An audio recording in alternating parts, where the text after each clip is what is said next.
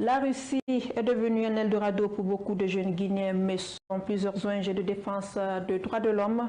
Ces jeunes Guinéens, une fois arrivés en Russie, se voient une possibilité d'intégrer l'armée russe ou une milice privée pour aller combattre en Ukraine. Un jeune Guinéen qui a été victime de ces pratiques se trouve aujourd'hui dans un hôpital ukrainien avec les jambes amputées. Nabi Kamara.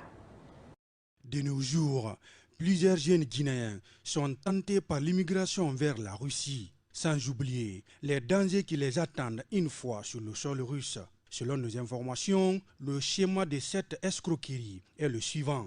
Des recruteurs en Guinée, sous les auspices des services secrets russes, recrutent des jeunes gens, prétendument, pour travailler dans la construction et l'industrie manufacturière en Russie, en leur promettant des revenus mensuels de 400 à 700 $. Ensuite, les personnes qui se sont rendues en Russie se voient proposer une autre activité beaucoup plus rentable, s'enrôler comme mercenaires dans l'armée russe ou dans une formation paramilitaire.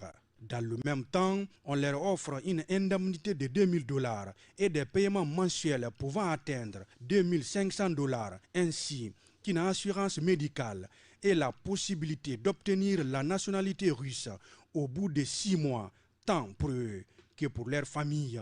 Un jeune Guinéen du nom de Kamara Ousmane vient de s'échapper du piège de la mort où il a été piégé par des recruteurs russes et guinéens de chair à canon. Comme l'a dit Ousmane lui-même dans son interview, après avoir été recruté, leur groupe a été briefé pendant une semaine dans un camp d'entraînement, puis immédiatement envoyé dans la zone de guerre de Donetsk en Ukraine. Au cours de la deuxième semaine de leur séjour à Donetsk, leur groupe a été envoyé sur la ligne de feu pour prendre d'assaut les positions ukrainiennes.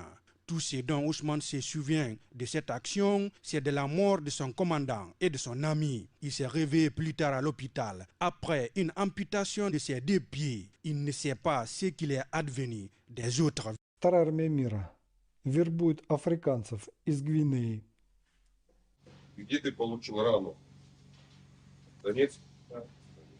20-летний парень из Гвинеи на фронте добровольцем несколько месяцев. За это время русский успел выучить совсем немного.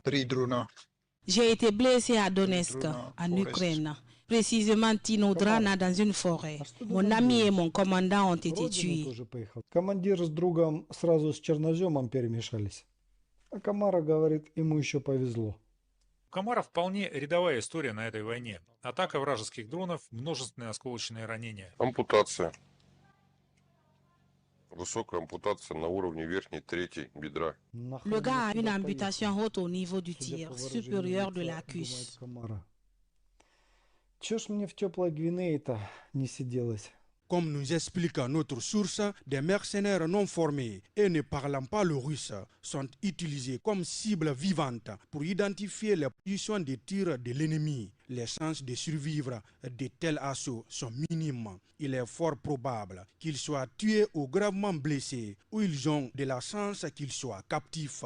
Pour des défenseurs des droits de l'homme, ce système est criminel, tant pour les recruteurs que pour les victimes elles-mêmes, qui, en signant un contrat en Russie, deviennent des mercenaires, des délinquants au regard du droit international. Ainsi, même s'ils ont la chance de survivre et d'être capturés, ils risquent de longues peines de prison. À en croire à nos sources, le groupe de recrutement international est composé des citoyens russes et des Guinéens qui parlent le russe. Il est grand temps que les jeunes Guinéens prennent conscience de cette triste réalité afin d'éviter le pire russe. Aux autorités guinéennes de prendre également des mesures drastiques contre cette pratique néfaste pour sauver la vie des jeunes Guinéens.